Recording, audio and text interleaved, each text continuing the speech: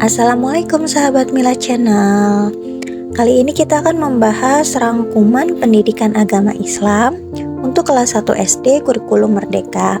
Sebelum ke materi, jangan lupa dukung channel ini dengan cara subscribe, like, dan share.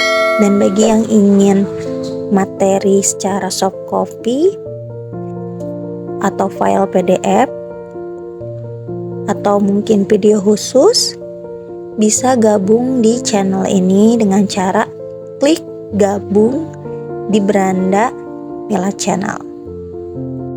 Terima kasih yang udah subscribe dan gabung. Sekarang kita mulai membahas materi. Kitab suci umat Islam adalah Al-Quran. Al-Quran ditulis dengan abjad Arab yang disebut huruf hijaiyah. Huruf hijaiyah itu ada 28 huruf. Apa aja huruf hijaiyah? Kita ke slide selanjutnya. Ini merupakan huruf hijaiyah dan cara membacanya. Agar cepat hafal, mari kita baca huruf hijaiyah menggunakan lagu. Alif, ba, ta, sa, jim, ha, ho, dal, zal, ro, ja, sin, shin, sod, dot, do, zo, ain, goin, fa, kof, kaf, lam, mim, nun, waw, ha, lam, alif, hamzah, ya. Dalam Al-Quran, huruf hijaiyah mempunyai tanda baca yang disebut harakat. Jadi harakat adalah tanda baca dalam Al-Quran. Apa saja tanda baca dalam Al-Quran? Kita lanjut ke slide selanjutnya. Yang pertama ada fathah. Fathah garis miring di atas huruf, yang dimana kalau diberi tanda fathah maknanya harus dibaca vokal A. Kedua kasroh garis miring di bawah huruf, maknanya dibaca menjadi bunyinya vokal I. Yang ketiga ada doma, dia melengkung di atas huruf, maknanya atau bunyinya menjadi huruf vokal U. Yang keempat ada fathah tain, dia sama kayak fathah cuman ini double, jadi fathahnya double, ada 2 garis miring di atas huruf, bunyi atau dibacanya an. Yang kelima kasroh tain, sama seperti kasroh cuman ini double, jadi 2 garis miring di bawah huruf, bunyi atau maknanya in. Yang keenam ada domah tain, jadi melengkung begini di atas dan makna atau bunyinya un. Yang ketujuh ada tasdid, dibentuknya seperti kepala huruf shin di atas huruf hijaiyah.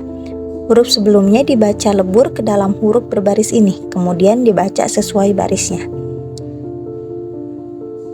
Nah, yang terakhir ada sukun. Sukun itu bulat di atas atau setengah bulan sabit bisa di atas huruf, dimana sukun itu artinya tanda mati. Jadi huruf sebelumnya dibaca lebur ke dalam huruf berbaris ini, kemudian tidak dibaca atau mati ya. Kita bahas ulang beserta dengan contohnya. Jadi fathah adalah tanda baca untuk bunyi A. Tanda baca fathah dituliskan di atas huruf hijaiyah. Contohnya ain fathah A, ba fathah ba, ha fathah ha, ta fathah ta, waw fathah wa, ja fathah ja. Jadi a baha, ta wa ja. Nah, kalau kasroh adalah tanda baca untuk bunyi I.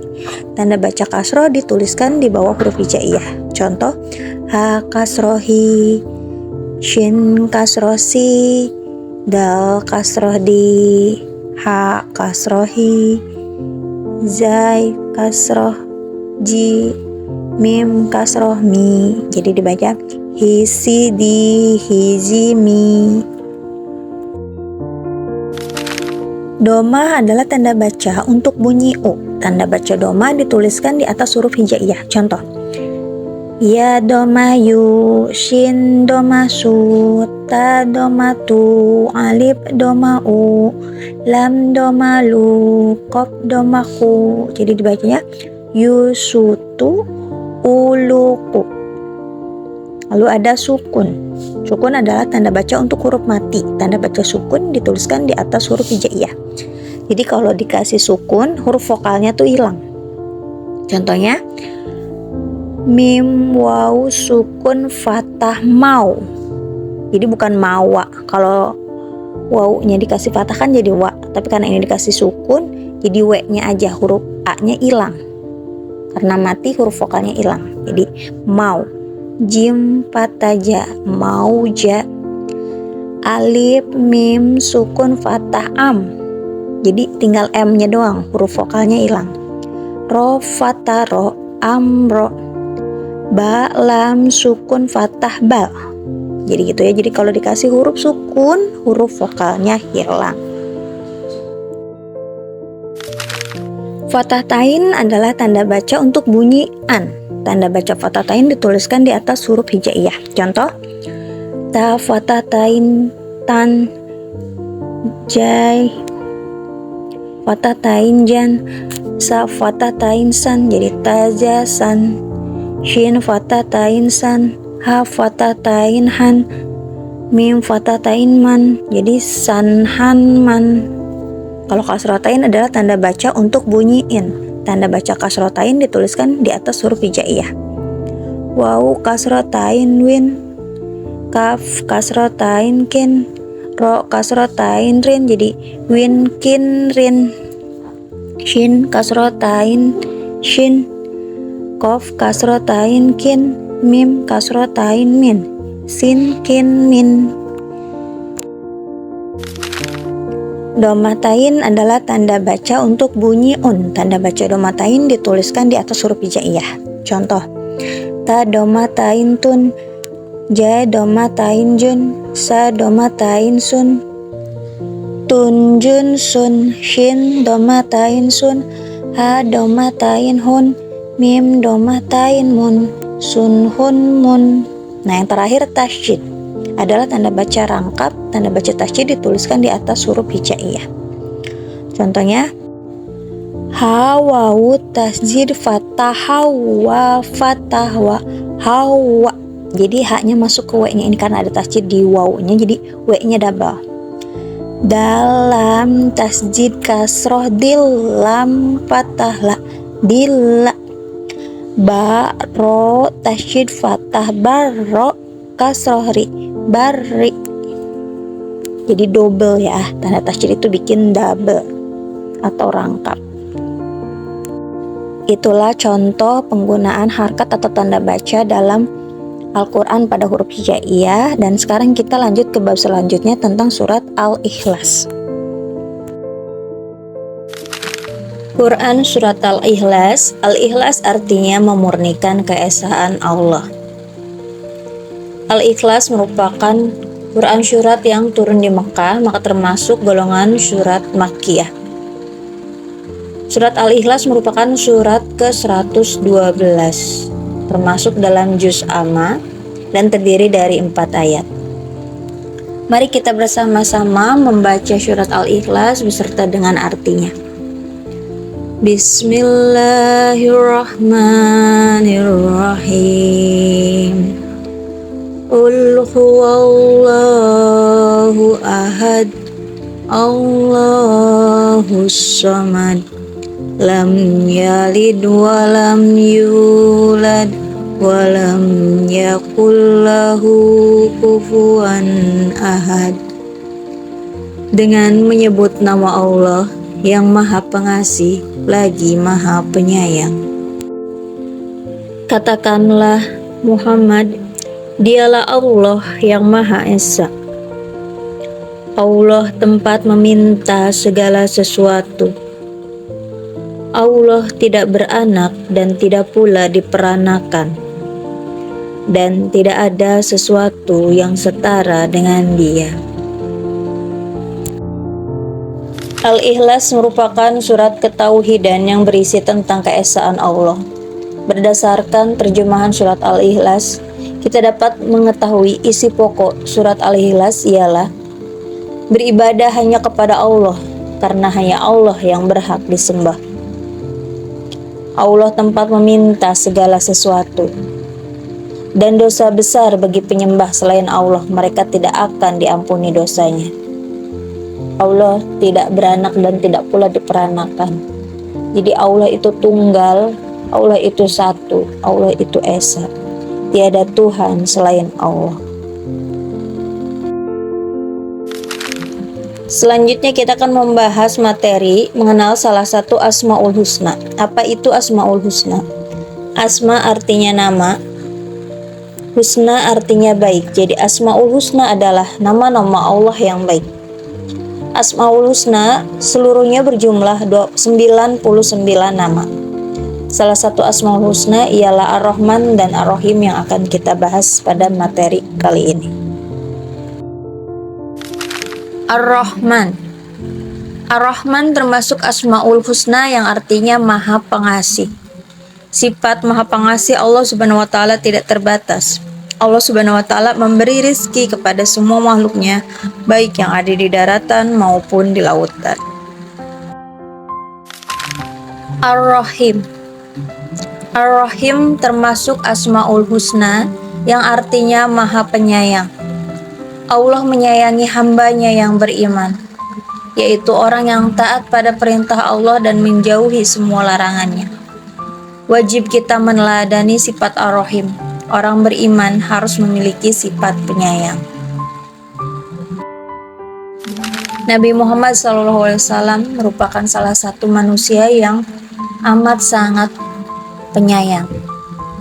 Di sini kita akan membahas sedikit kisah tentang Nabi Muhammad dan sifat Nabi Muhammad yang penyayang. Ayah Nabi Muhammad SAW bernama Abdullah, ibu Nabi Muhammad SAW bernama Aminah, kakek Nabi Muhammad SAW bernama Abdul Muthalib.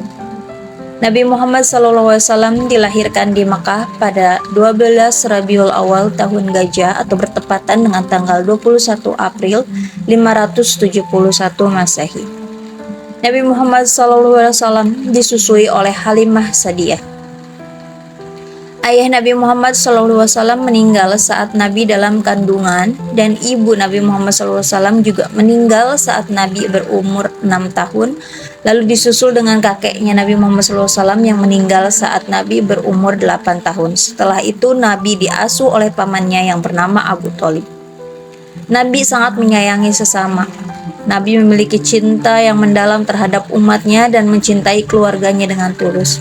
Kita perlu meneladani sikap penyayang Nabi Muhammad SAW. Bagaimana sikap kita yang dapat menunjukkan bentuk kita sebagai bentuk rasa kasih sayang? Bentuk-bentuk kasih sayang. Jadi kasih sayang kepada yang muda itu kita memberikan kasih sayang, bimbingan kepada mereka, memberikan contoh yang baik, berbicara dengan sopan dan lembut, menolong bila ia dalam kesulitan, dan bersabar dalam menghadapinya. Apalagi menghadapi kemauannya yang mungkin sedikit membuat kita jadi merasa kesal, tapi kita harus tetap sabar dan tetap lembut menghadapi yang lebih muda dari kita. Jadi kita harus mengalah sama yang muda. Itu bentuk kasih sayang kepada yang lebih muda. Nah, kalau kasih sayang kepada orang tua dengan cara patuhi perintahnya, mendengarkan nasihatnya, berkata sopan, bersikap baik, dan selalu mendoakan mereka. Kalau kasih sayang terhadap sesama, kita harus berbagi kasih sayang, mengasihi, bersilaturahmi, dan saling membantu jika ada sesama yang membutuhkan. Selain kepada manusia, kita juga harus memiliki kasih sayang terhadap hewan, tumbuhan, dan lingkungan. Terhadap hewan atau tumbuhan kita dapat merawat hewan, memelihara, merawat tumbuhan, memeliharanya juga, dan Kalau hewan kita tidak mengganggu hewan tersebut, jika tanaman kita juga tidak merusak tanaman tersebut, karena tumbuhan atau tanaman pun merupakan makhluk ciptaan Allah. Dan kasih sayang terhadap lingkungan, kita harus membuang sampah pada tempatnya, tidak mengotori dan merusak lingkungan, dan selalu menjaga kebersihan dan keindahan lingkungan. Sekarang kita bahas mengenai berterima kasih kepada Allah dan sesama. Berterima kasih kepada Allah adalah ungkapan syukur atas semua nikmat Allah yang Allah berikan. Manusia adalah makhluk sosial yang membutuhkan bantuan orang lain, maka kita juga harus berterima kasih kepada sesama. Hubungan manusia dengan Allah disebut hablum minallah. Hubungan manusia dengan makhluk lainnya disebut hablum minannas. Ucapan terima kasih dalam bahasa Arab yaitu syukron. Ciri-ciri orang yang bersyukur atas nikmat Allah Subhanahu wa taala: menerima keadaan dirinya sendiri, tidak pernah mengeluh dengan kekurangan yang dia punya. Selalu qanaah. Qanaah yaitu menerima apapun ketetapan atau yang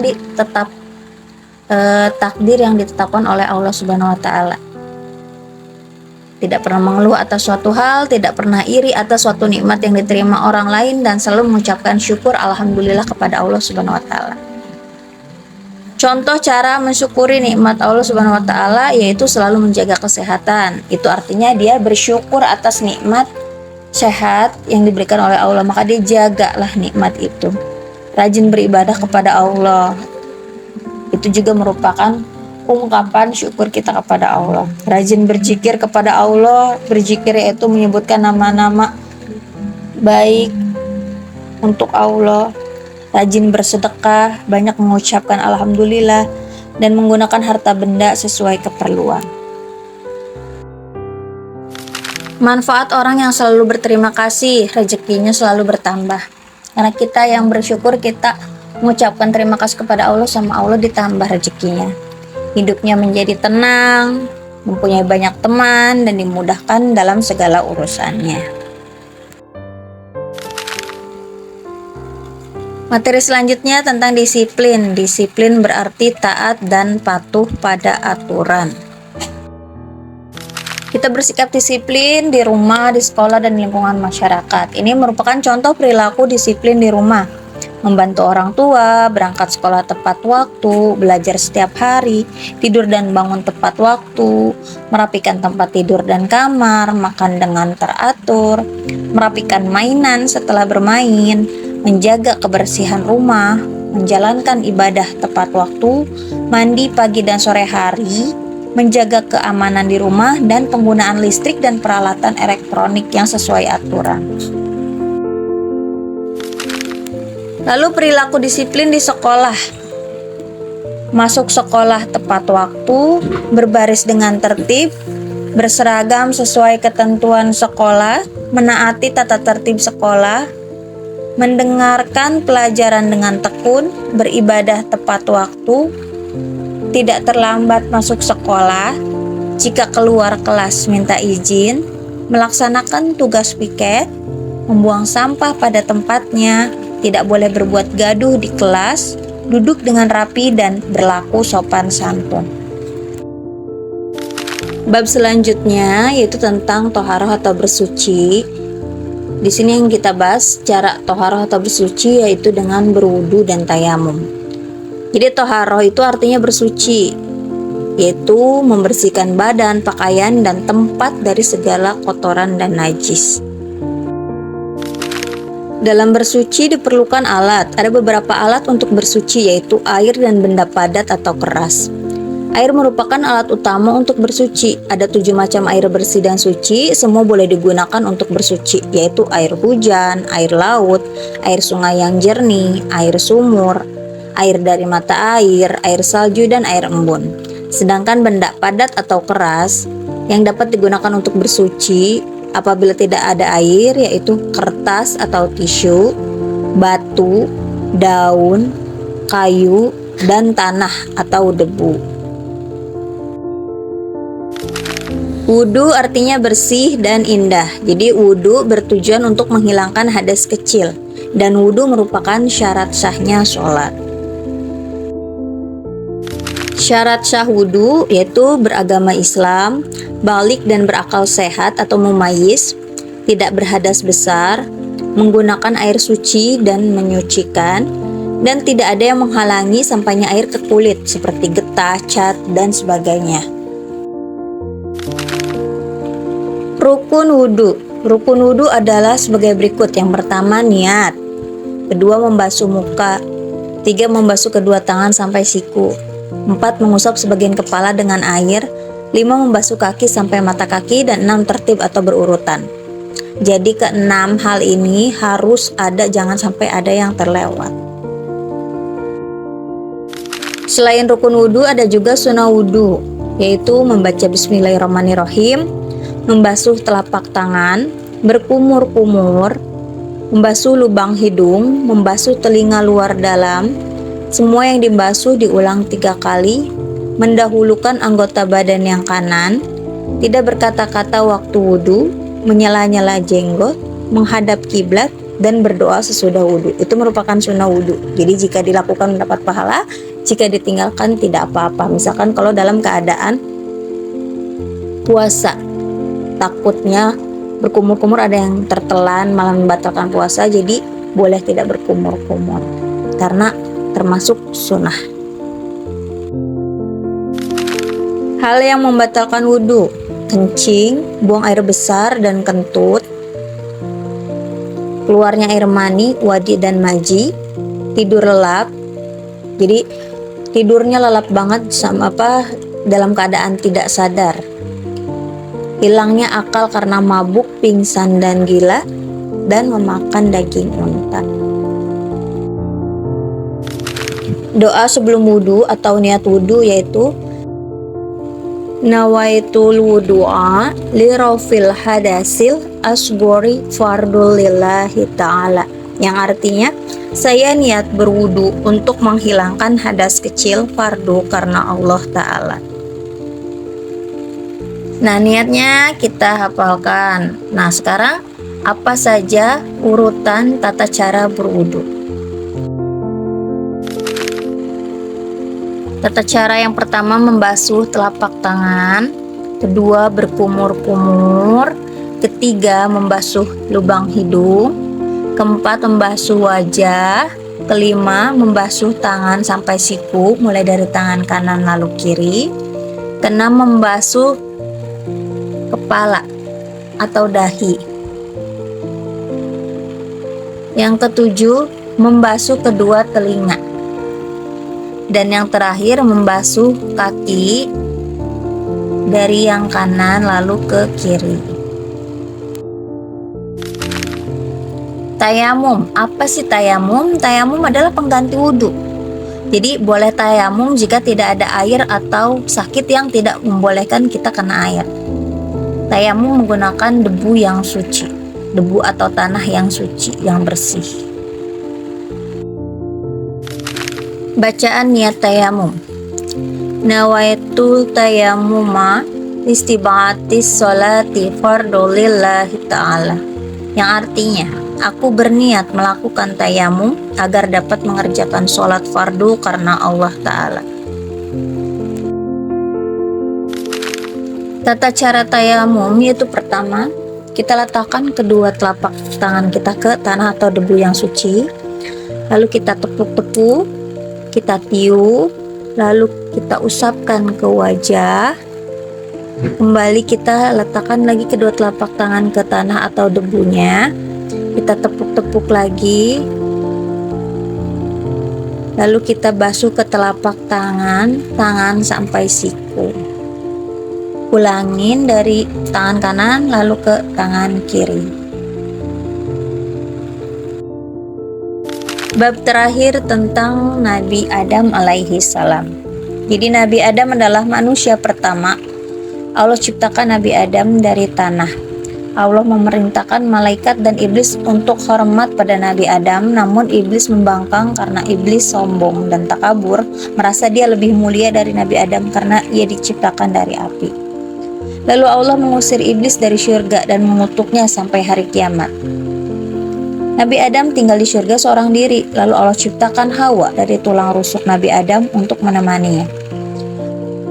Allah memberikan nikmat banyak di surga, memberikan apapun yang dibutuhkan oleh Nabi Adam, tapi ada satu larangan Allah. Allah melarang mereka untuk makan buah khuldi. Namun karena setan atau iblis menggoda mereka dan mereka pun akhirnya tergoda, lalu mereka makan buah khuldi. Karena dia sudah melanggar larangan Allah, maka Allah menghukum mereka dengan menurunkan mereka ke bumi. Namun diturunkannya di tempat yang terpisah. Mereka terpisah selama 500 tahun. Lalu dengan kesabaran dan ketabahan mereka menghadapi ujian perpisahan itu, akhirnya mereka bertemukan lagi di Jabal Rahmah. Jabal itu bukit, Rahmah itu kasih sayang. Jadi bukit kasih sayang ada di tepi padang Arafah. Mereka mengakui kesalahan mereka dan akhirnya mereka bertobat, tidak akan mengulangi lagi, dan akhirnya mereka tinggal di bumi sampai akhirnya mereka melahirkan keturunan-keturunannya sampai nanti akhir kiamat. Jadi kita merupakan keturunan Nabi Adam alaihi salam. Dari kisah Nabi Adam alaihissalam kita harus bersyukur karena sebagai keturunan Nabi Adam kita diciptakan dengan bentuk yang sempurna. Manusia itu makhluk Allah yang paling sempurna. Dan kita tuh jadi tahu, yakin, percaya bahwa Allah itu maha pencipta dan maha berkuasa atas segala sesuatu. Allah juga maha pemberi rizki. Iblis adalah makhluk Allah yang sombong dan durhaka, maka Allah membenci dan melaknat iblis. Maka dari itu kita jangan mengikuti langkah-langkah iblis. Tapi tugas iblis yaitu menyesatkan manusia. Sampai akhir zaman tuh tugas iblis atau setan itu menyesatkan manusia dan menjerumuskan manusia hingga manusia akhirnya masuk ke neraka. Keteladanan Nabi Adam yang dapat kita petik adalah jika kita bersalah, segeralah mengakui dan bertaubat dan jangan mengulanginya lagi. Karena sesungguhnya Allah itu maha pengampun. Dan bersabarlah jika diberi ujian seperti Nabi Adam ketika harus berpisah dengan Hawa. Demikianlah materi rangkuman tentang pelajaran pendidikan agama Islam untuk kelas 1 SD di semester 2 kurikulum Merdeka. Mohon maaf apabila ada kesalahan dalam pengucapan ataupun penulisan. Terima kasih sudah menonton sampai selesai. Semoga dapat dipahami dan semoga bermanfaat.